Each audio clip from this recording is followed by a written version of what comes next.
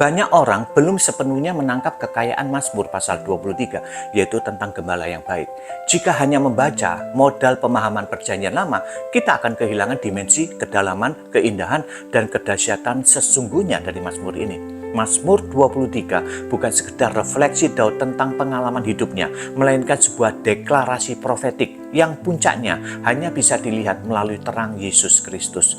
Daud memang mengenal Tuhan sebagai gembala yang setia, namun ia belum sampai pada pemahaman puncak bahwa sang gembala itu bukan hanya melindungi dari bahaya, melainkan rela mati menggantikan domba-dombanya.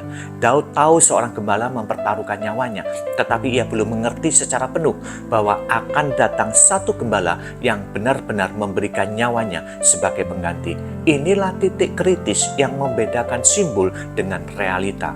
Apa yang hanya berupa bayangan atau nubuat bagi Daud menjadi kenyataan historis dalam diri Yesus Kristus.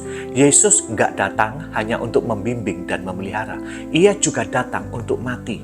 Ia tidak hanya berjalan bersama domba-domba dalam lembah kekelaman, tetapi ia juga masuk ke dalam maut menggantikan mereka. Gembala yang baik memberikan nyawanya bagi domba-dombanya. Yohanes 10 ayat 11. Inilah puncak penggenapan Mazmur 23. Daud belum melihat salib, tetapi kita hidup sesudahnya. Maka membaca Mazmur ini tanpa mengaitkannya dengan Kristus berarti kita kehilangan makna sejatinya. Yesus menghidupkan setiap metafora dalam Mazmur pasal 23 menjadi kenyataan. Ia bukan sekedar menunjuk kepada padang rumput, tetapi ia juga menjadi roti hidup yang mengenyangkan. Ia tidak hanya membawa kita ke air yang tenang, tetapi ia juga adalah air hidup yang memberi hidup yang kekal.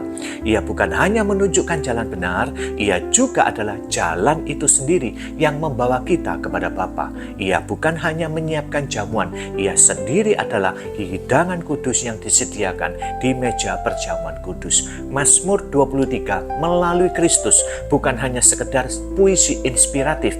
Ini adalah doktrin ilahi yang kaya. Ini bukan sekedar renungan. Ini adalah pewahyuan yang mind-blowing. Dan jika Daud berkata, "Engkau besertaku," maka kita sekarang tahu bagaimana bentuk kehadiran itu, yaitu Yesus, Immanuel, Allah menyertai kita. Bukan secara samar, tetapi secara nyata, bahkan dengan berkorban. Jadi mari kita memandang Mazmur 23 sebagai proklamasi tentang Kristus.